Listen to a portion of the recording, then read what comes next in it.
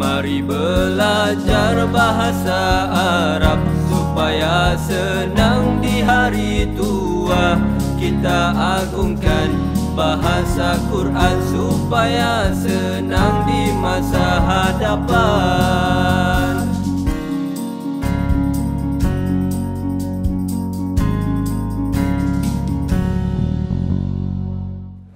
Okay, ini adalah rumusan yang kita telah belajar selama 50 minggu, Datuk. Kita rumuskan kepada 30 tajuk. Ya, boleh Datuk bagi? Ya. Ini rumusan. Maknanya, masih Datuk. Kalau tuan-tuan dan puan menguasai dengan baik tajuk-tajuk ni, memang boleh faham Quran. Ya, kemahiran ilmu dah saya bagi, cuma kita mungkin belum mahir. Kita belum mahir lagi. Ya, betul. Ada gitu. Cukup. Ya. Ada mahir ya. Okay. Tuan tengok. Di antara 30 tu apa yang tak ada? Ya. Cuma mungkin sistem penyampaian saya tidak teratur. Tidak berkesan, tapi itulah dia isinya.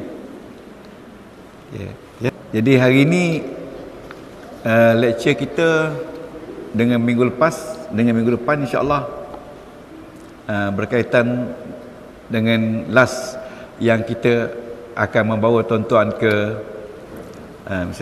ke medan tafsir. Jadi yang kita telah belajar sepanjang 50 minggu inilah yang telah saya ringkaskan. Mungkin dari segi atur tak teratur tu itu 30 episod semua. Tapi kita buat dalam lebih kurang dalam 50. Okey, siapa tak dapat lagi ni? Okey. Tuan-tuan kalau boleh frame ni letak dalam frame, letak dalam bilik. Okey. Datuk. Oh, Datuk kena bangun lagi. Tinggal ya. Ya. Okey, ya.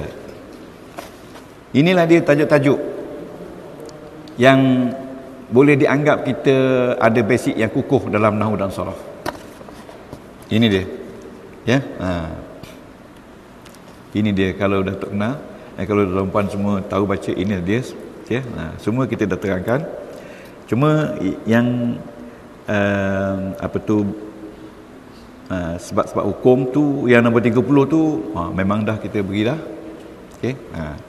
Cuma hari ini ni yang memang tidak ada di dalam ni.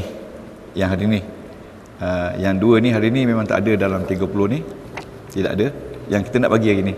Dan ia subjek hari ni nak membawa tuan-tuan ke alam tafsir. Ke alam tafsir. Tuan nampak tak? Orang belajar tafsir, apa yang dia belajar? Setelah dia belajar ilmu nahwu dan saraf, dia kena belajar apa lagi untuk masuk ke medan tafsir. Medan tafsir luas. Dia punya skop dia sangat luas. Kalau kita tengok satu huruf ta tu, tahu tak huruf ta dia punya tu, kita ambillah medan tafsir ni 10 huruf ta. Tapi medan nahwu ni 2 huruf ta. Itu besarnya tafsir ya. Bas. Okey, jadi tuan-tuan tengok ya. Nanti saya huraikan. Okey. Tuan-tuan boleh tanya, aku tak faham. Boleh tanya. Tengok nombor 24 tu. Maqasid syar'iyah, nampak tak? Maqasid syar'iyah tu saya letak di awal lagi. Kita telah belajar slot yang pertama atau kedua. Yang kedua ya, slot tu kita letakkan. Tapi dalam ni kita susun sebegini rupa. Okey. Untuk hari ini dan minggu depan saya akan bawa tuan-tuan bagaimana nak menggunakan Al-Quran itu dalam kehidupan. Ya, hari ini ya. Kemudian bila habis tu terpulang pada tuan-tuan. Saya cadangkan tempat-tempat lain dah masuk 3 pusingan. Satu pusingan 50 episod, 50 kali. Macam rumah Tuan Haji Ghazali dah masuk pusingan kedua, dah nak habis pusingan kedua lah. Tapi yang datang tu semua orang baru. Ya.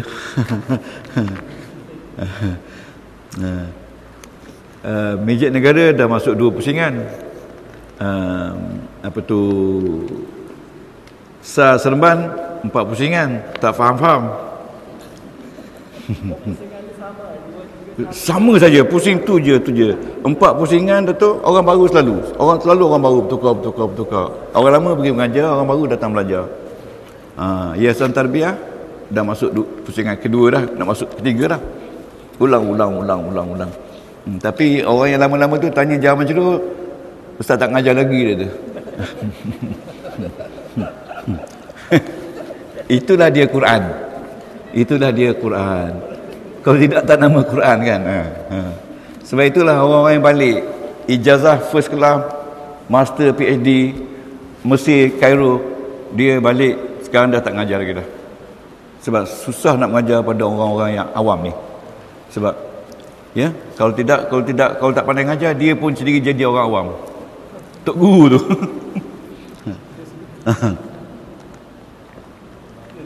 Saya sebab kesabaran tu sangat tinggi. Kerana saya kata inilah modal kita untuk kembali kepada Allah Subhanahu Wa Taala. Okey. Okey, tuan-tuan. Sebelum itu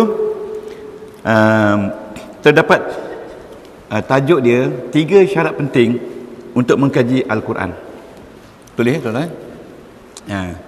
Ini kalau tiada syarat ni, kita bukan pengkaji Al-Quran sebenarnya. 3 syarat utama untuk membolehkan kita ni dijadikan pengkaji Al-Quran. Bagaimana kita nak guna Al-Quran itu untuk dikaji? Jadi tuan-tuan kena percayalah cakap ustaz. Ilmu yang tuan-tuan belajar ni sangat hebat. Ya, sabarlah. Sabarlah ya. Okay. Yang pertama tuan-tuan, syarat kita nak mengkaji Al-Quran ini, yang pertama, setiap pengkaji ataupun ahli tafsir mesti memahami ilmu nahu dan saraf Al-Quran. Nombor 1 syarat dia. Mesti memahami ilmu nahu dan saraf bahasa Al-Quran. Itu syarat. Ingat dia. Jadi tuan-tuan ni, you are on the line. Jangan risau. Ya.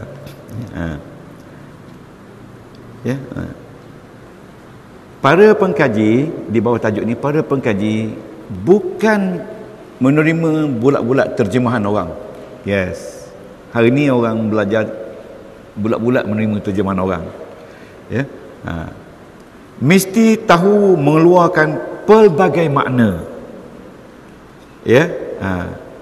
Pelbagai makna seperti makna literal. Ya, literal ni makna yang terdapat dalam kamus. Makna konsep, makna ontologi, okay? Makna semantik meaning, makna usul ni makna asal usul sebenarnya perkataan tu.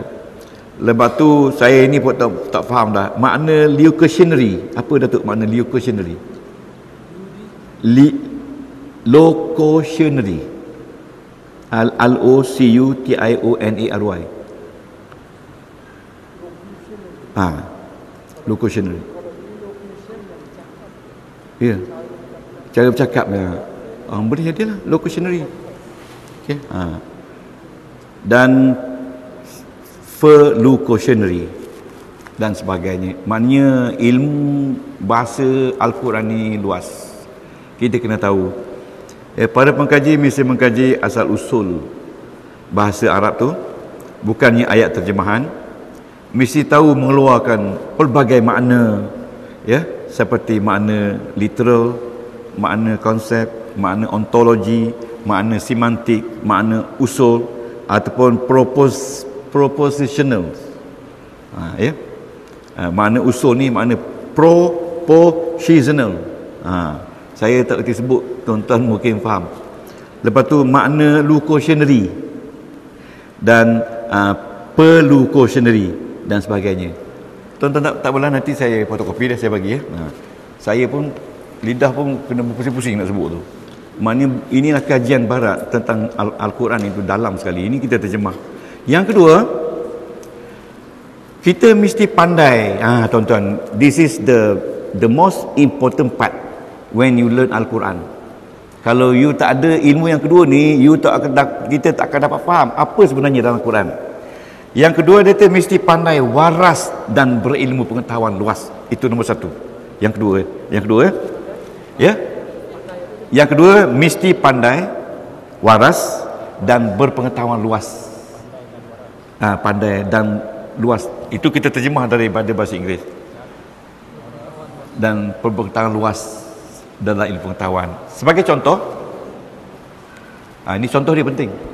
Kalau tuan pakar dalam perubatan, duduk belajar ilmu perubatan 7 tahun, maka bila kita pandai nahwu dan saraf, kita akan melihat aspek perubatan dalam Al-Quran. Setuju tak?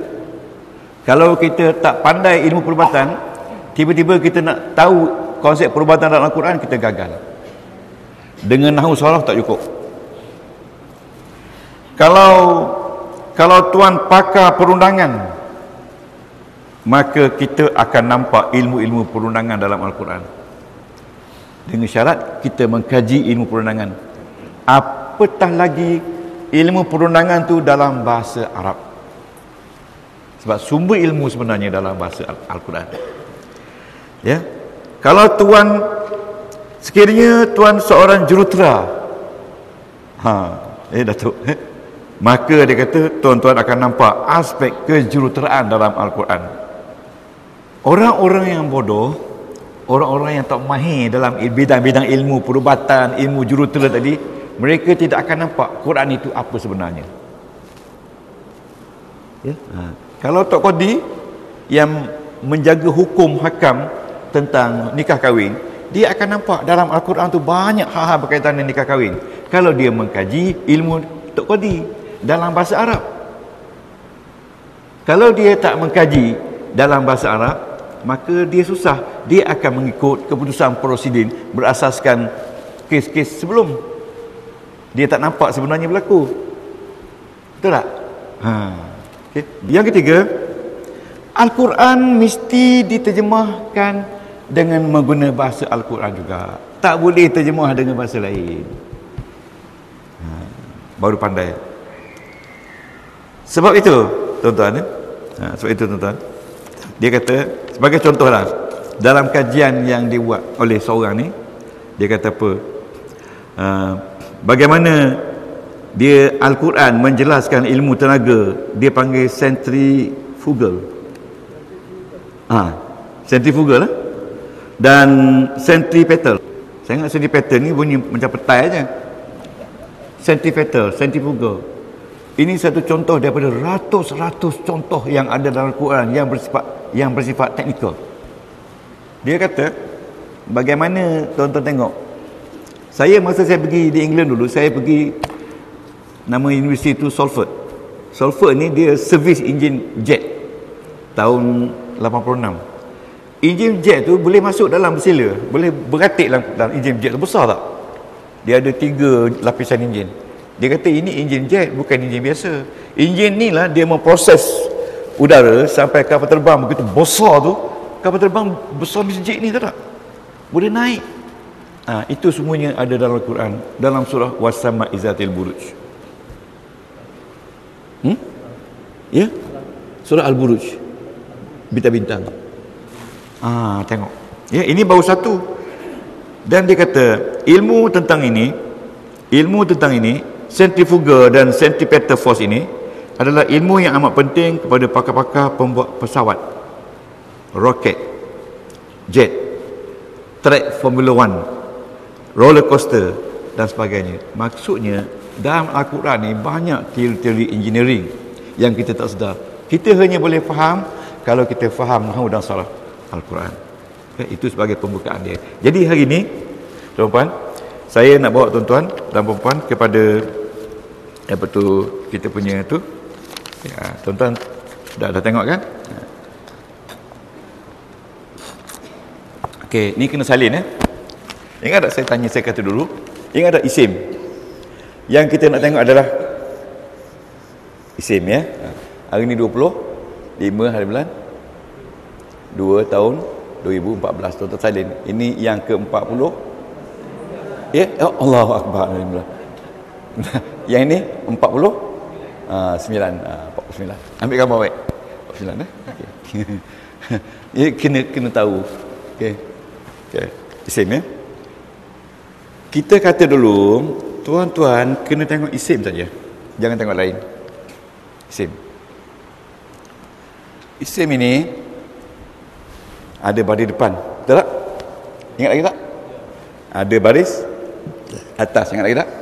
Dan ada baris bawah. Yang baris depan ni nama dia marfu'. Yang baris atas ni nama dia mansub.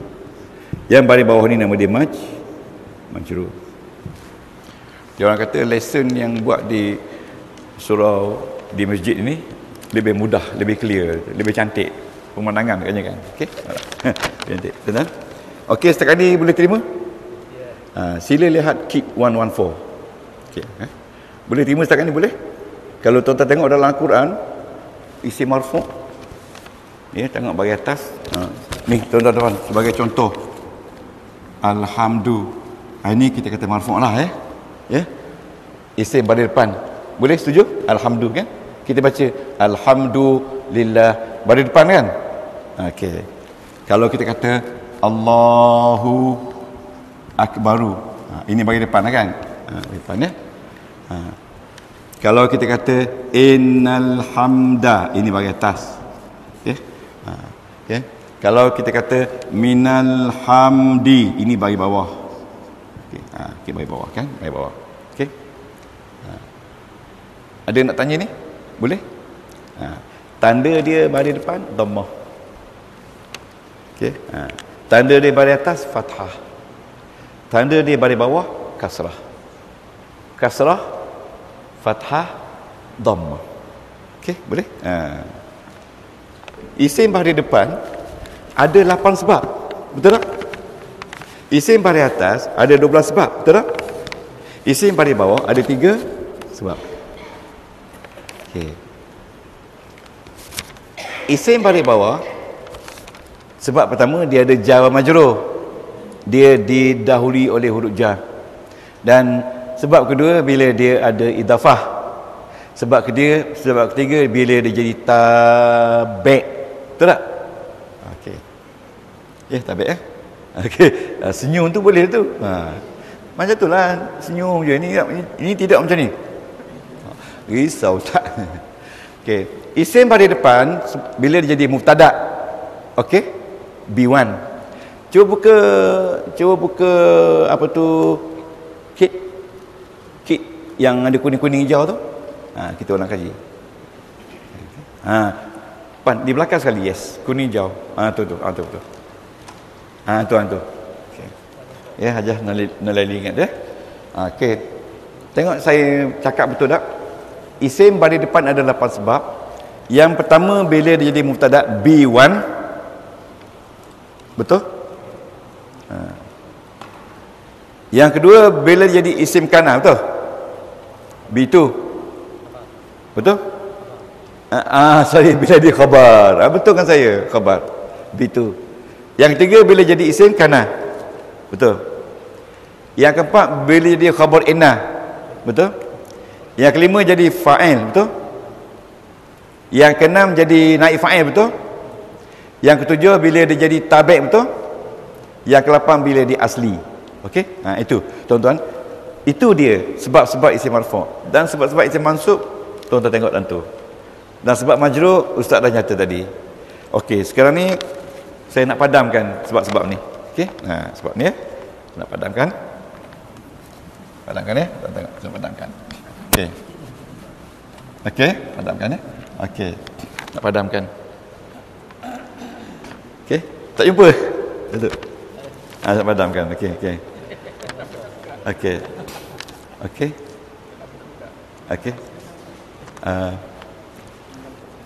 tak apa. Okey, tuan-tuan. Jadi ini ada 1, ini 2, ini 3, ini 4, ini 5, ini 6, ini 7, ini 8. Mana ini B1, B2, ya? B3, B4, B5, B6, B7, B8 untuk marfu'. B Betul, lebih 9. Untuk masuk. 9, 10, 11, 12, 13, 14, 15, 16, 17, 18, 19, 20. Ini 12. 21 majrur, 22 majrur, 23 majrur. Okey. Daripada 23 ini semua isim. Ini 8 isim baris depan sebab dia. Ini 12 isim baris atas sebab dia. Dan ini 3 isim baris bawah sebab dia. Daripada semua isim ni, yang mana penting? Yang mana penting dalam Al-Quranul Karim? Semua penting. Tapi yang mana yang perlu kita lihat bila kita nak mengajar tentang tafsir Al-Quran? Oleh sebab itu, daripada 5 ini, daripada 23 ni, dia pecah kepada 1, 2, 3, 4, 1, 2, 3, 4, 5. Ini nama dia jabatan.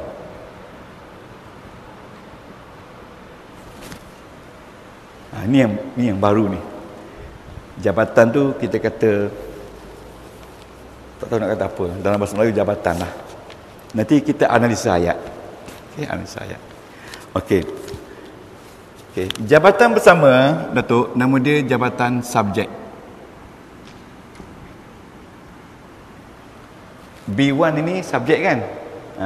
Nama sama je, jabatan subjek. Bila kita tengok dalam ayat itu, ada jabatan subjek, itulah yang utama sebenarnya dalam ayat. Yang penting. Okey, jabatan subjek. Yang kedua, dipanggil jabatan predicate. Predicate ini yang kedua penting. Bila ada subjek, maka akan ada berita. Okey, nah. Yang ketiga, jabatan objek. Objek ini kita kata mangsa. Yang keempat, jabatan keterangan. Keterangan ini tidak ada apa-apa, hanyalah untuk explain saja apa yang berlaku, apa yang dilakukan oleh subjek. Dan yang akhir sekali ni dipanggil jabatan tata bahasa. Tata bahasa ni, Datuk, bukan apa untuk mengelokkan ayat, supaya ayat itu jadi cantik. Tata bahasa. Okey? Ini jabatannya. Jadi anda belajar tafsir, mengajar tafsir, mesti tahu dalam ayat itu jabatan apa. Okey. Okey. Jabatan ini, jabatan satu subjek ini ada 6 B. Dari sini. Ya, okey. Yang pertama, bila dia jadi mubtada. Dalam ayat tu, bila dia jadi mubtada, maka dia adalah subjek. Mubtada B berapa? B1, subjek. Boleh tanya? Subjek. Duduk kasih. Subjek. Ya. Sebagai contoh, kita baca Al-Quran. A'udzubillahi minasyaitanir rajim. Bismillahirrahmanirrahim. Alhamdulillahi Rabbil alamin. Alhamdulillah bagi depan. Kita kata dia mubtada, betul tak? Dalam kit dia kata B1 tu. Tapi dalam tafsir dia kata subjek. Subjek. Setiap B1 subjek. Maknanya subjek di sini maksudnya Al-Fatihah menceritakan tentang Alhamdulillah. Pokok cerita yang besar dalam Al-Fatihah ni bukan siapa, tapi Alhamdulillah. Alhamdulillah mean all praises to Allah Subhanahu wa ta'ala. Amen to Allah Subhanahu wa ta'ala. Itu maksudnya subjek. Jangan cerita pasal lain. Subjek. Subjek dia di sini bukan Allah, tapi seluruh kepujian itu adalah milik Allah.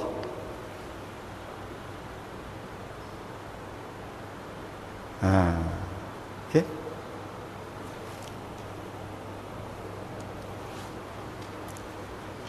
Jadi kita tengok pula lillah. Lillah ni jar majrur. Jar majrur, tetapi dia ada kedudukan. Dalam ayat ini dia duduknya tempat marfu' kerana dia jadi khabar. Betul tak khabar? Khabar bila khabar. Bila dia jadi khabar, kita kata B2. Betul tak B2? B2 khabar kan? Mana khabar tadi? B2. Ya, B2 khabar. Okey. Bila di B2, di sini bila isim marfu' jadi B2 khabar. Kita kata khabar kan? Kita kata khabar. Tapi dalam ayat, bila isim yang duduk tempat B2, dia jadi predicate, iaitu B2. Boleh? Tahu dia predicate? Predicate dia maknanya cerita tentang alhamdulillah. Jadi predicate B2. Tapi dia asalnya jar majrur. Nampak susah kan? Termenung kan? Jadi bila kita belajar tafsir, alhamdulillah ni subjek. B1, dan dia ni memang mubtada. B1. Okey. Nanti tengok ayat lain pula contoh. B2 ya. Alhamdulillah, lillah khabar. Bila khabar B2 dan dia jadi predicate. Jadi setiap khabar adalah predicate. Jabatan yang kedua, predicate. Tuan salin je. Setiap khabar adalah predicate. Mana penting antara khabar dengan mubtada dalam ayat? Khabar ke mubtada penting? Mubtada lah kan? Sebab kalau tak ada mubtada, tak ada khabar. Itu dia semula jadi. Tak ada mubtada, tak ada khabar. Tuan faham ni? Ya? Faham? Okey. Faham ni? Okey. Okey, tuan-tuan tengok ya. Tengok ni tuan. Rabbi, ini Tuhan. Kita kata dia jadi badal. Ingat tak? Rabbi ni Tuhan pentadbir alam, dan dia ni sama tak dengan Allah? Sama tak dengan Allah? Kalau sama, kita kata dia ni badal lah. Ingat tak badal? Atau tabi'. Boleh? Sebab tu dia Rabbi kan? Sebab dia ni ikut Allah kan? Perempuan kalau tak dapat, tak faham, cubalah duduk faham juga. Sabar. InsyaAllah dapat. Faham juga. Faham? Kalau tak sabar dengan saya, nak sabar dengan siapa lagi? Memang cukup kuat sabar ni. Orang tak faham itulah yang saya suka ajar. Orang faham, kejap je dia faham. Rabbi dengan Allah sama tak? Sama. Tapi bila dia sama, kita kata badal, ganti. Siapa dia Allah? Allah tu Rabbi alamin. Okey, betul. Bila dia badal pula. Bila dia badal, kan ingat bila kita kata badal dia tu tabi', betul tak tabi'? Betul tak tabi'? Atau badal. Bila dia badal, tuan-tuan, bila dia badal, dia hanya tata bahasa.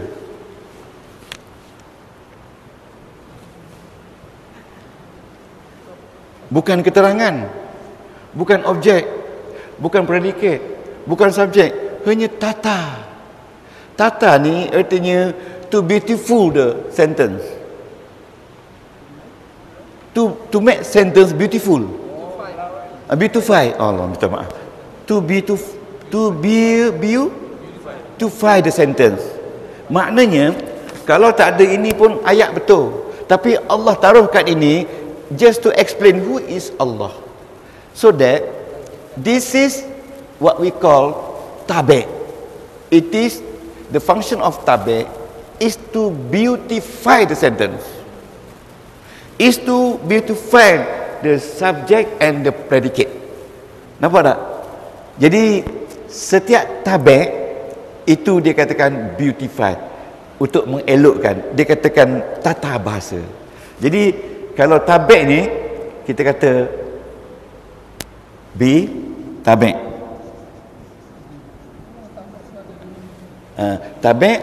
Tabi' balik bawah kan? Bila tabik baris bawah B23, okey? Okey? B23. Tabik baris bawah B23. 23 tu? Tabik baris bawah. Tengok yang merah tu. Bawah sekali. Kenapa ada majrur pula? Mana? Oh, ya. Majrur tu. Oh, tengok.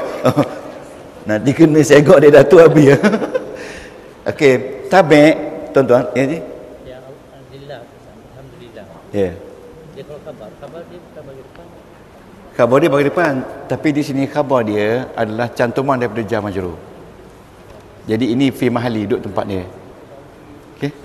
Dia sepatutnya tuan-tuan puan, ini bagi depan sepatutnya. Tapi di sini tak ada bagi depan sebab dia jar majrur. Jadi dia ni duduk tempat baris depan, jadi khabar. Ingat tak? Saya tak ada nak bagi banyak-banyak. Okey tuan-tuan. Ini saja. Jadi tuan-tuan, setiap ayat Quran yang ada, dia akan duduk jabatan-jabatan dia. Isim saja. Macam alhamdulillah, ini jabatan subjek. Ini jabatan predikat. Ini jabatan tata bahasa. So, ini penting. Ini second penting. Ini just to beautifulize the sentence. Ingat, kalau bada, na'a, atof, ma'tuf, itu nak orang perempuan. Kalau orang perempuan dia tak suka cakap macam tu, dia kata kosmetik. Tak? Betul tak kosmetik? The cosmetic of the sentence. Correct or not? Okey. Jadi dalam Al-Quran, tengok isim. Tengok isim. Bila kita jumpa isim, maka kita akan tengok dalam isim tu mana subjek, which is penting. Mana predikat, which is penting, second penting.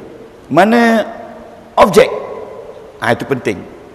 Lepas tu ada tak di situ tata bahasa? Jadi dalam ni, dalam alhamdulillah ni, dia ada subjek, ada predikat, objek tak ada.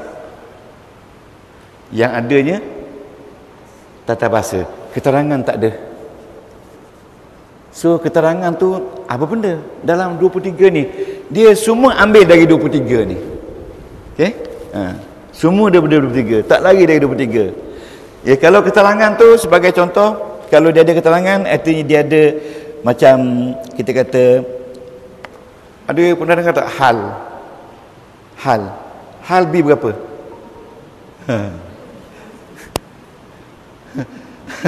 Bila hal B berapa, zat pakai cacing mata. B16. Tuan-tuan, B16 tu hal dia adalah sebenarnya keterangan saja, bukan tak penting, keterangan saja. Contoh ayat. Nanti Datuk kita akan beri contoh ayat. Ya, contoh ayat. Macam saya kata dalam ayat Quran, la taqtulu, bukan, betul, dalam ayat biasa, general itu kembali ke rumah dalam keadaan menang. Maknanya keadaan dia kembali itu menang. Happy tak? Jadi dia kembali dalam keadaan menang tu Datuk, hal. Nanti kita akan bawa contoh Al-Quran. Sebab itu tuan-tuan, tuan tengok dulu Datuk. Nanti saya bagi dia punya saya bagi. Okey. Subjek ada dua, ada mubtada. Yang kedua, kalau dia jadi fa'il. Fa'il B berapa? B5. Yang ketiga, kalau dia jadi naib fa'il. Naib fa'il B6. Yang keempat, kalau dia jadi isim kana. Isim kana B berapa? B3. Dan yang akhir sekali, kalau dia jadi isim la. Isim la ni isim yang datang selepas huruf la. Seperti kalau saya kata la ilaha, betul tak? Ada tak kita kata la ilahu? Tak ada. La ilaha. Ilaha ni dia kata isim la. La raiba. Ini isim la. Raiba fi. La haula. Ini isim la baris atas. Jadi isim la ni tuan-tuan, dia jadi subjek. Ya? Dalam tu tidak ada. Saya tak masukkan dalam tu. Cuma dalam buku 30 minit ada. Ada, tapi saya tak masuk dalam kajian yang saya buat. Sebab dia extraordinary sikit. Tapi dia menjadi subjek. Ya, jabatan subjek. Okey, setuju ni? Nanti macam Datuk tanya tadi. Okey. Ini baris depan. Ini pun baris depan. Ini pun baris depan. Tetapi ini baris atas dan ini baris atas. Jadi jabatan subjek 3, mubtada, fa'il, naib fa'il, isim kana, isim illa. Okey, isim dulu, isim inna dulu, isim inna. Dan yang akhir sekali isim la. Isim la pun baris atas. Jadi tuan-tuan, ada 4 baris depan dan ada 2 baris atas. 2 baris atas. Dalam Al-Quranul Karim, bila isim tu menjadi subjek, dia ada 6. 1 bila dia mubtada, 2 bila dia fa'il, 3 bila dia naib fa'il, 4 bila dia jadi isim kana, 5 dia jadi isim inna, dia ke-6 jadi isim la. Isim la. Okey? Okey. Sekarang ni tuan-tuan salin ya. Saya salin. Okey. Bila dia jadi predikat, dia ada beberapa. Yang pertama, bila dia jadi khabar, iaitu B2. Dalam ayat tu dia jadi predikat.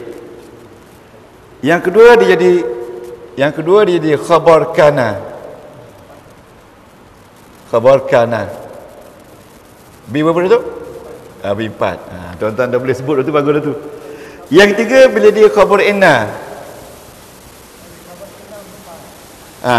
Khabar kana. Khabar kana 9 ya? Khabar inna 4. Yang akhir sekali bila dia jadi khabala. Khabala. Okey.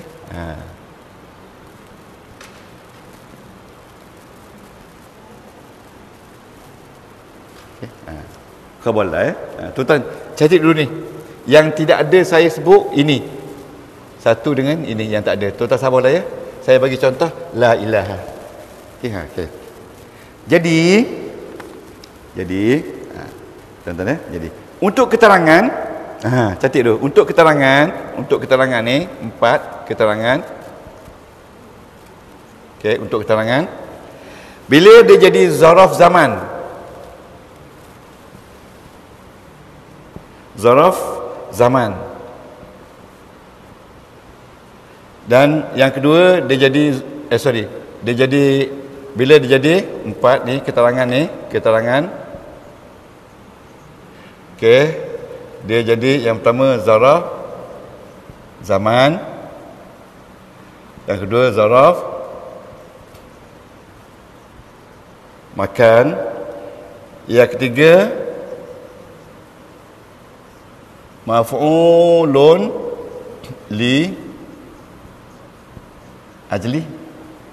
Okey. Yang ini tuan-tuan kena sebut gini je. Ini macam jar majrur, iaitu B21. Okey.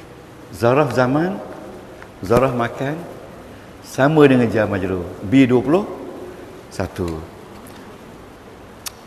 Boleh? Tanya ustaz. Tanya. Ini kritikal ni. Kritikal ni tuan-tuan. Kritikal ni.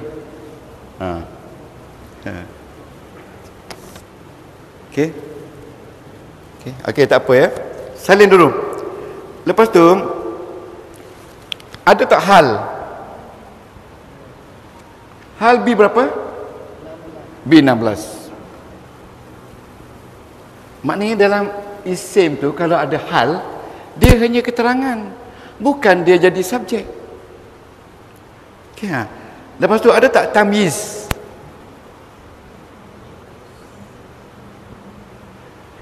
Tamyiz B berapa? B 19. Jangan tak ada. Yang tak ada zarah zaman, zarah makan. Zarah zaman, zarah makan macam jar majrur. So kita letak B 21. Okey.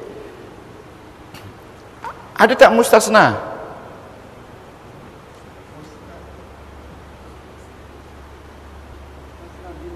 Bi ilah.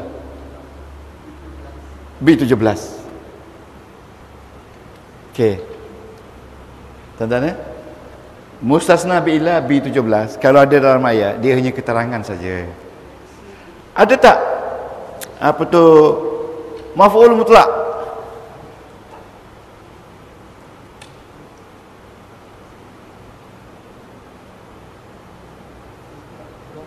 B 12. Okey. Ada tak maf'ul ma'ah?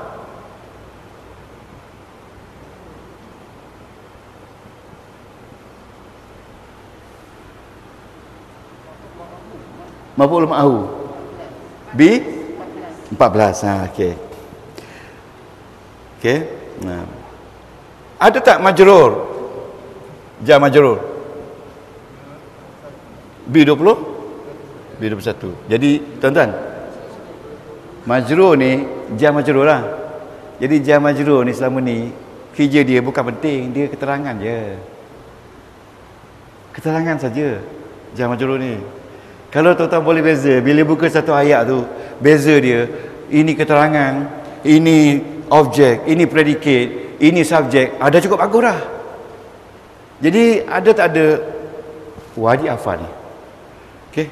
Lepas tu tuan-tuan, jabatan terakhir dipanggil jabatan tata bahasa. Ni tata bahasa. Ya, kita ambil sini tata bahasa. Ya, nombor 5 tata bahasa. Tata bahasa ni bukan apa, untuk nak elok ayat je. Kenapa? Okey, tata bahasa. Ya, tata bahasa mana? Tata bahasa. Yang pertama tata bahasa tabi'. Semua tabi' tata bahasa. Sama ada tabi' baris depan, baris atas, baris bawah. Okey? Dan yang kedua tata bahasa, bila ada munada, ya Rasulullah, ya ada ya. Ya, munada. Tuan-tuan, Datuk, ada tak munada dalam munada nombor berapa? B berapa? B 18. B 18. Okey. Sekarang ni dah salin semua? Rehat 2 minit. Subjek. Makan tak penting. Nasi. Okey? Makan nasi. Keterangan. Ni objek. Objek ni. Objek tak ada. Objek tak ada. Objek ni satu saja, iaitu maf'ulun bih. Maf'ulun B berapa? B 11. Okey. Tuan tengok ni. Tuan tengok ayat saya buat. Okey? Nah, tengok ayat saya buat ni. Okey. Tengok saya berapa kali angkat suara tak faham ke? Ni tengok ni. Ustaz, kalau saya kata ustaz tu ayat isim, mubtada kan? Ustaz subjek, mubtada. Makan nasi objek. Okey? Makan nasi. Ya? Apa tu? Kerana lapar, keterangan maf'ul ajli. Kerana lapar sangat. Ya? Apa tu? Bersama dengan keluarga, keterangan zarf zaman. Okey? Keterangan. Lepas tu bersama dengan keluarga, bahagia, tabi'. Bahagia tu tabik. Maknanya kau tak ada bahagia pun makan juga. Betul tak? Itulah dia ayat Quran. Jadi kalau anda faham itu, now kita masuk satu bahagian yang sangat penting yang kita telah buat dulu. Al-Quran ini ada mengandungi functions dan notions. Okey? Okey. Ahli pengkaji, tuan-tuan faham ni A, B, 1, 2, 3, 4, 5 ni keluar dari mana? Faham? Keluar dari 23 kan? Okey? Dan ini dia kata the engine of the Quran. Engine. Yang menggerakkan Quran tu engine. Dia punya piston dia ini.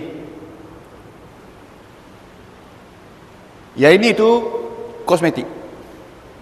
Tak ada ini, engine tak gerak. Tak dalam engine ada piston. Orang perempuan tak ada piston daripada piston. Piston ni dalam enjin tu tak nampak. Dia ada 4 bergerak.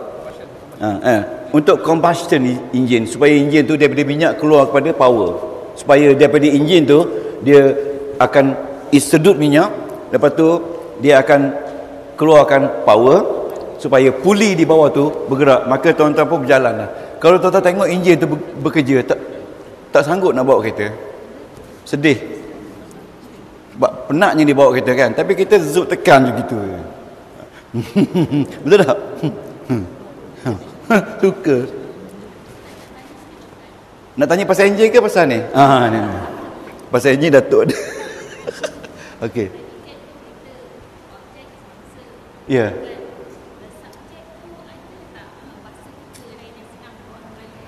Ya. Subjek tu cerita. Ya, saya bawa dalam bahasa Melayu Boleh dalam bahasa Melayu? Dalam bahasa Melayu. Saya ustaz. Saya mubtada, subjek. Ustaz itu khabar, predicate, B2. Boleh? Okey, boleh? Itu sebagai contoh. Saya makan nasi. Saya mubtada, subjek. Makan, tak ada apa-apa. Nasi, objek. Jadi dalam ayat tu tak ada. Okey. Saya mubtada, makan nasi, objek iaitu maf'ulun bih. Ni maf'ulun bih Maf'ulun bih. Maf'ulun bih. Okey, saya makan nasi. Ya. Okey. Apa tu? Sungguh-sungguh mutlak keterangan, ya. Di bawah rumah keterangan.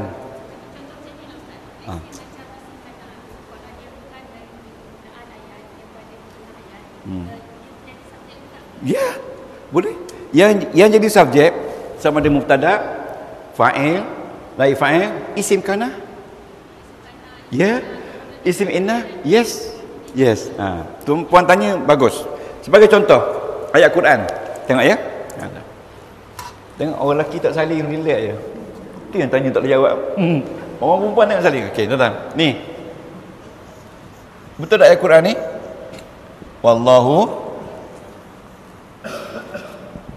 alimun hakimun. Betul tak? Betul tak? Ni. Ini B1. Okey. Betul tak? Ini B2. Betul tak? Ini B7. Betul tak? Angguk-angguk ni je ke tak? Tabik.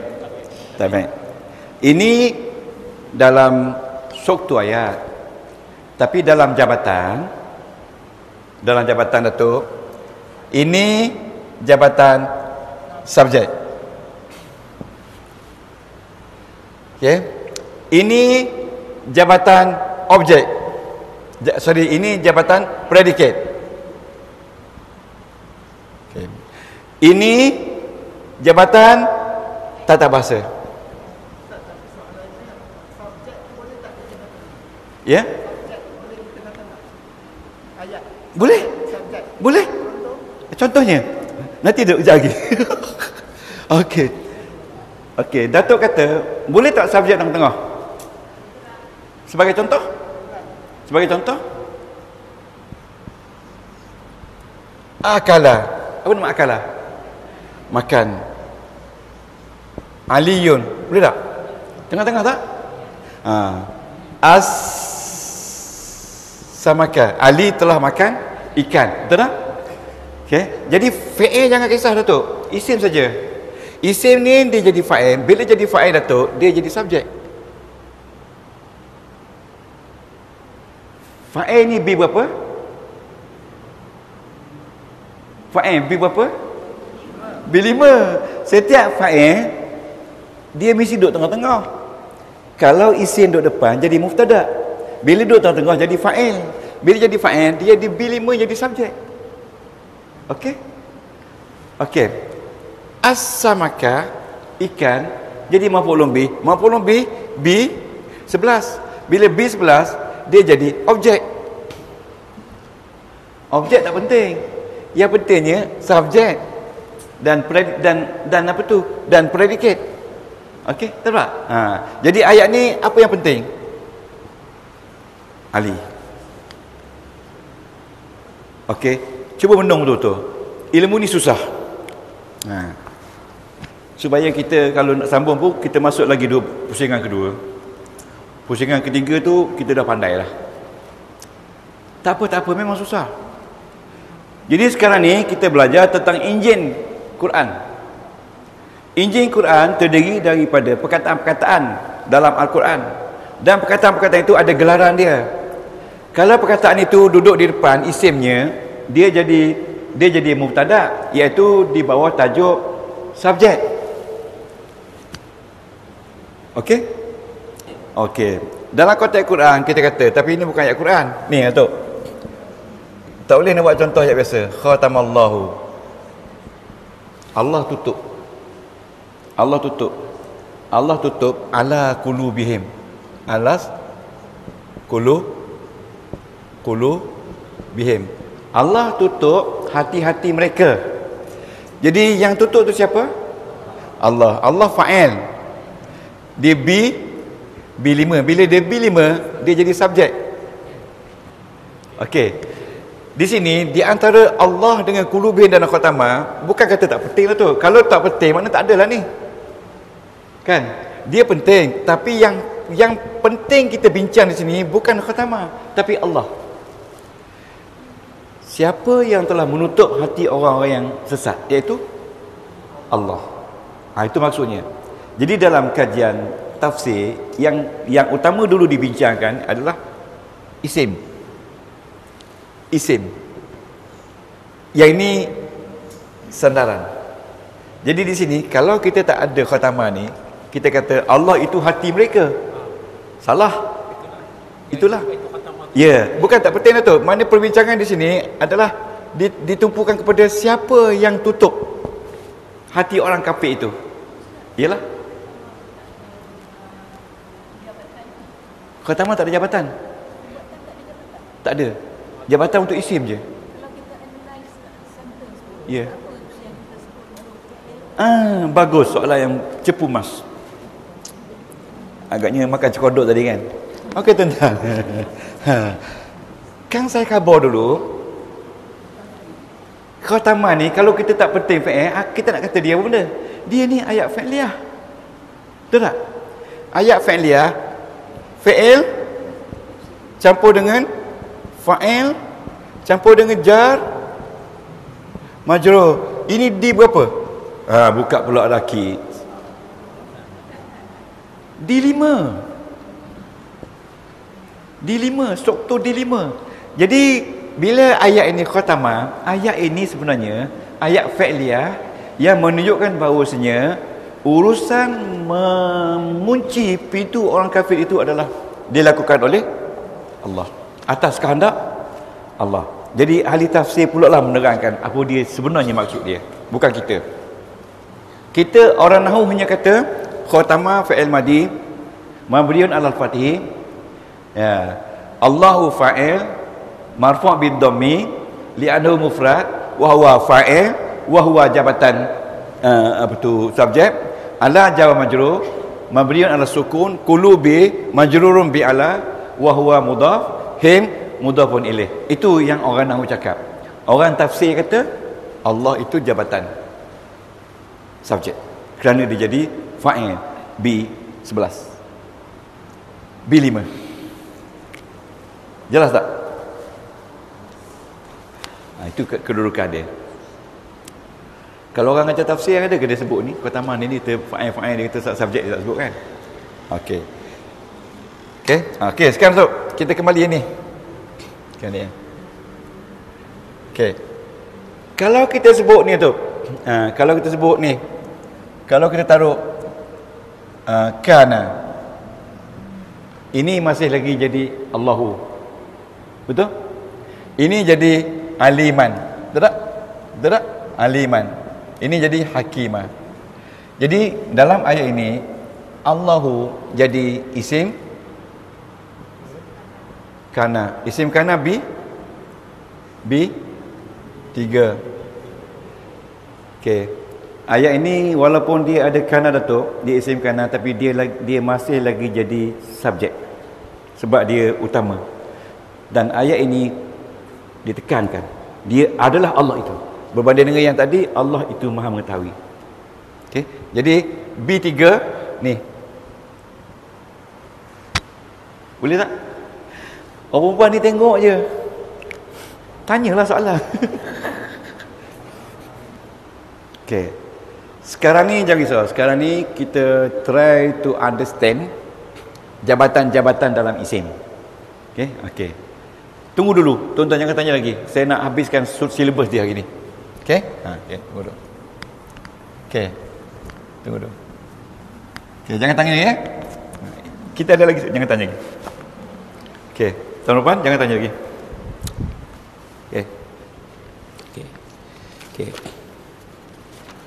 Okey. Bila kita faham kedudukan subjek, predicate, objek dan keterangan ini, kita faham bila kita mengkaji Al-Quran, Al-Quran itu ada dipanggil functions. Function tu fungsi. Function tu fungsi. Setiap ayat diturunkan ada sebab. Ada sebab. Function ya, ada sebab. Dan dalam setiap function tu ada notion, ada idea.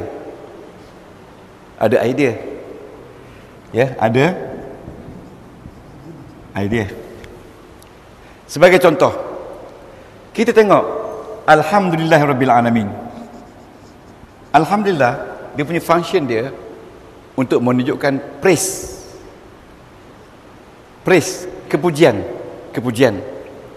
Itu function dia, kepujian. Sebab dalam Al-Quran dia ada banyak function dia. Ada banyak function. Function dia. Ya, antaranya praise. Bila nak menunjuk pasal praise, dia buat ayat Alhamdulillah, praise. Ada tu function dia untuk linear. Ada tu function dia untuk processing. Ada tu describing, analyzing. Itu function Al-Quran. Okey. Kalau katakan dalam Al-Quran dia cerita pasal kejadian bayi dalam kandungan. Mula-mula dia jadi gini kan. Jadi itu function apa? Processing. Processing. Macam dalam Quran dia kata, tengoklah langit, tengoklah bumi, tengoklah bukit. Itu function dia apa?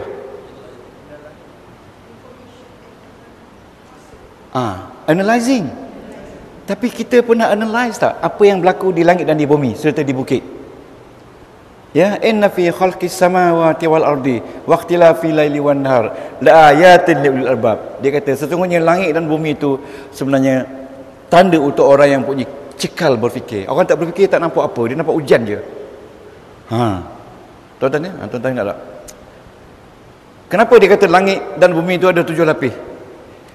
Langit ada berapa lapis? Bumi ada berapa lapis? Kita kata hari ni langit sebenarnya ada 7 lapis. Sebenarnya dalam kajian dia, langit ada 4 lapis saja. Bumi ada 3 lapis. 3 lapis tu di-share oleh bumi. 4 lapis lagi di-share oleh langit. Jadi langit tu sebahagian daripada bumi. Kita tak sedar.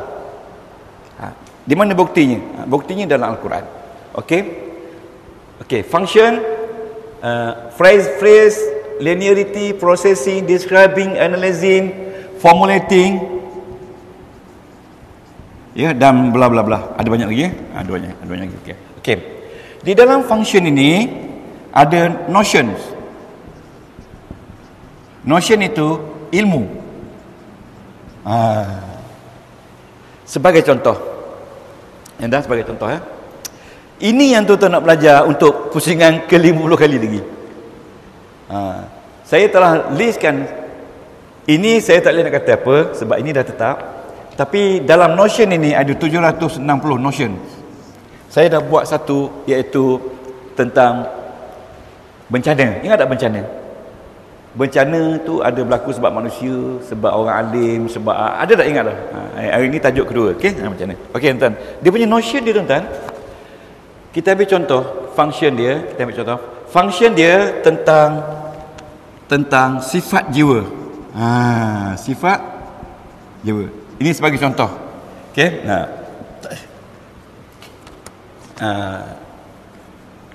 Apa tu?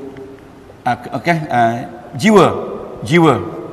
Kalau dalam Quran dia nak menerangkan tentang jiwa, di bawah tajuk apa? Function dia.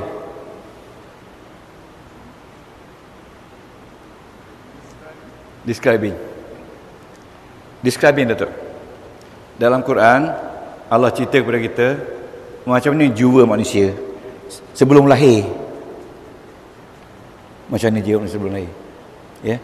Jadi bila begitu dia kata describing. How Allah describe roh manusia sebelum lahir. Yang pertama sekali dia kata sebelum lahir roh manusia ni dihimpun di padang. Dia tanya, "Am I your God?" Kita kata, "Yes, you are my God." Certainly, definitely you are my God. Maka Tuhan kata, "Aku tahu, aku saksikan dan aku tak lupa sampai akhir kiamat." Tapi bila manusia lahir ke dunia, kenapa manusia jadi jahat sebahagian? Kerana ayat-ayat ini. Jangan ke mana-mana. Yang kita nak sebut hari ini. Cuma bukan kita nak faham ayat, kita nak faham dia punya kedudukan dia. Dalam setiap ayat tu ada dipanggil function. Ini functions.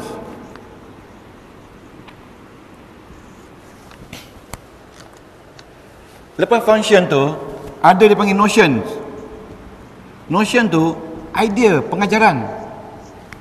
Tuan-tuan, ini kajian dia, kajian orang-orang mahir dalam mengkaji Quran. Dia buat kajian ni, bukan saya kaji, ini kajian orang. Kan? Function dia kan? Okey tuan-tuan. Bila notion dia, saya bagi satu tajuk tentang jiwa manusia. Tentang jiwa ya, ni tentang jiwa. Tuan kata jiwa manusia semasa lahir saja, tengok dekat. Semasa lahir saja ke dunia tu ada dua jiwa.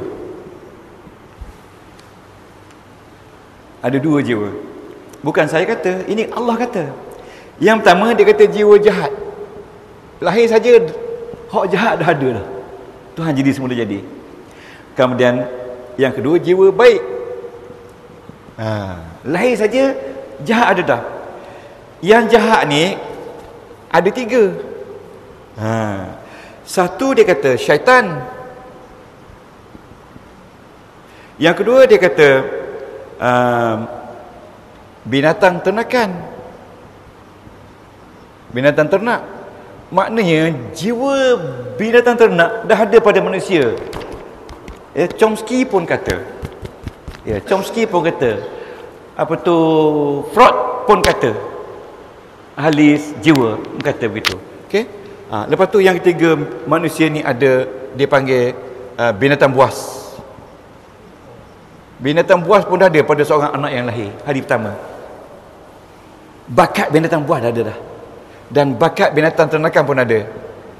Okey, binatang buas ni nama dia syabuyah, ya, ada dalam Quran ke? Okey. Yang baik pula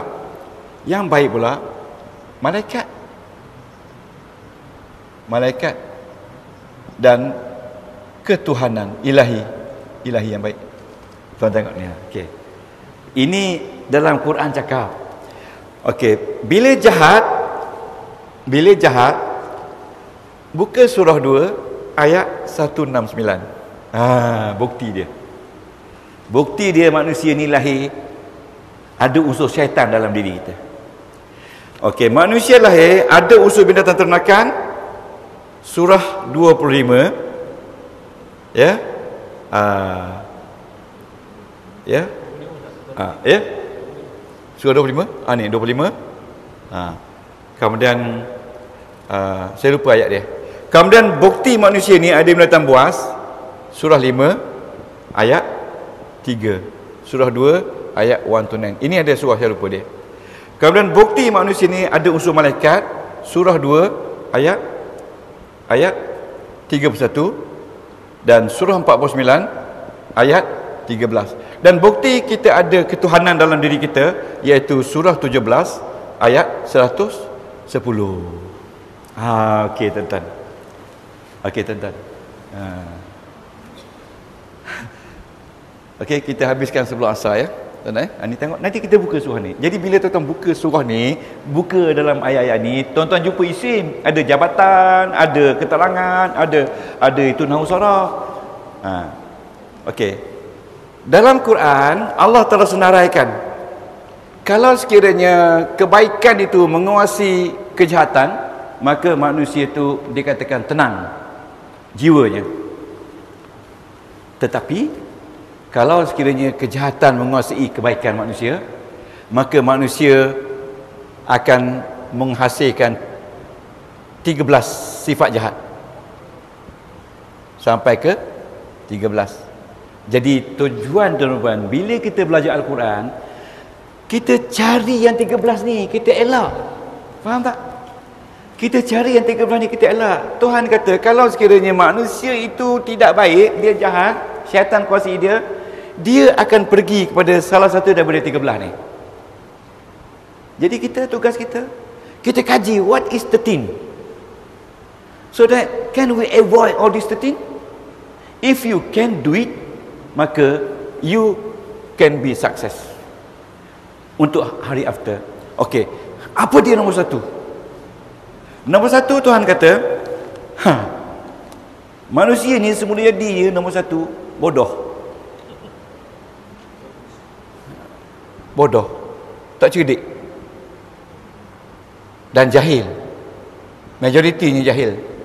Oleh sebab itu manusia diberi akal untuk melepaskan daripada jahil. Apa buktinya manusia jahil? Tuhan kata, sila buka ayat aku, surah 33 ayat 72. Nanti minggu depan kita buka ya. Minggu depan saya bawa semua ayat. Dalam surah 33 ayat 72 ni, Tuhan kata aku ni nak jadikan alam. Dan sebelum itu aku dah panggil bukit, aku panggil langit, aku panggil lautan, aku panggil semua sekali, tanya mu nak jaga tak? Tak sanggup kata bukit. Tak sanggup, berat benar. Tapi pada masa yang sama, belum apa-apa lagi, manusia kata yes I can. Bodoh tak manusia tu? Mengambil tanggungjawab yang berat, bodoh tak dia? Itu nyata manusia ni bodoh. Yes, I can. Tapi bila diberi dunia, manusia yang jahat sekali, menjahanamkan semua habis dunia. Okey, itu tanda manusia tak cerdik. Jadi hari ni jangan ambil tugas berat-berat. Kalau sekadar tugas bagi kuih tu okeylah. Boleh makan kan. Okey, itu tanda dia manusia. Okey. Yang kedua, manusia ni suka bergaduh, betul tak? Suka bergaduh. Manusia ni dia kata, okey, saling bergaduh. Bergaduh Okey. Surah 7 ayat 24. Nanti kita buka surah 7 ayat 24. Betul tak suka bergaduh? Jadi elak bergaduh supaya kita tenang kembali kepada Allah. Yang ketiga, manusia ni kikir. Kikir ni makna sayang, bakhil, kedekut. Jadi tuan-tuan, bila kita belajar tafsir, sebelum kita nak mengajar orang, kita elakkan ni dulu. Yang 13 ni, Tuhan dah nyata 13 ni memang jahat manusia. Kalau 13 ni manusia elakkan, manusia menjadi orang yang baik. Bila berjalan atas bumi, bumi pun suka. Rumput pun berebut-rebut nak suruh kita pijak dia. Okey. Yang keempat, manusia ni selalu keluh kesah. Duit banyak pun keluh kesah. Duit tak ada sebentar lagi. Makan kenyang pun keluh kesah. Hujan pun keluh kesah. Kemarau pun keluh kesah. Untuk keluh kesah ni dia kata surah 70 ayat 19 hingga 23. Tengok manusia, betul tak Tuhan kata keluh kesah? Orang yang tak keluh kesah, orang yang semayang dan orang yang belajar bahasa Arab. Tambahan. Ya, Nahu dan Saraf. Nahu dan Saraf. Sekarang ni Datuk ramai betul belajar. Ramai belajar YouTube. Ya, Datuk. Keluh kesah ni surah 70 ayat 19 hingga 23. Minggu depan nanti saya tulis semua ayat ni. Kita bila kita buka ayat ni, kita cari mana subjek, mana predicate, mana keterangan, mana tata bahasa. Okey, nampak tak ni? Okey. Yang ke-5, manusia ni melampau. Bila bergaduh tu kecil-kecil dia besar-besar kan? Betul tak? Betul tak? Ini manusia, bukan kita lah, orang lain lah. Bila bergaduh ni kecil-kecil dia besar-besar kan? Tengok sahabat kita langgar kereta seorang sahabat kita. Bukan sahabat kita, orang lain. Bawa mak dia langgar, dia tendang kereta tu sampai pecah dia punya apa semua pintu-pintu tu kan. Tengok cerita tadi. Melampau tu. Ikut syaitan kan? Lepas tu tiba-tiba rotek tak ada. Okey. Lepas tu minta maaf. Bukan dia je rotek tak ada, mak dia pun tak ada rotek. Tak ada, rotek mak tak ada, pasport mak tak ada. Okey. Yang ke-6, melampaui batas, surah 20 ayat 43. Now ni puan-puan dah sempurna belajar tafsir, belajar nahwu saraf setelah faham jabatan-jabatan ni. Ya. Lepas tu nombor 6, dendam. Manusia ni kuat dendam. Surah 12 ayat 8 hingga 10. Okey. Okey. 7, manusia ni tergesa-gesa buat keputusan. Nombor 7, surah 17 ayat 11. Okay. Nombor 8, dengki. Manusia ni kuat dengki. Okey, kuat dengki. Surah 3 ayat 19, surah 2 ayat 105. Ini dibawa contoh sikit-sikit je. 105. Okey. Okey. Ke-9, manusia ni pemarah. Okey. Pemarah. Ghadab, pemarah. Surah 21 ayat 87. 10, manusia ni ego. Okey. Ego. Hebat dia kan? Ego. Sombonglah. Ego. Cuba buang ego ni. Surah 38 ayat 22 hingga 24. Surah 38 tu. 22 hingga 24. Kemudian 11, manusia ni suka membantah. Kadang-kadang kita bantah tu benda yang tak sepatut. Okey. Surah 18 ayat 54. Satu lagi surah 22 ayat 3. Satu lagi surah 22 ayat 8. Satu lagi surah 3 ayat 66. 66. Okey, kalau tuan-tuan dah dapat ni, kita dapat kelas-kelaskan kata-kata ayat Quran ni cukup bagus dah. Kita kelaskan itu notion dan function dia.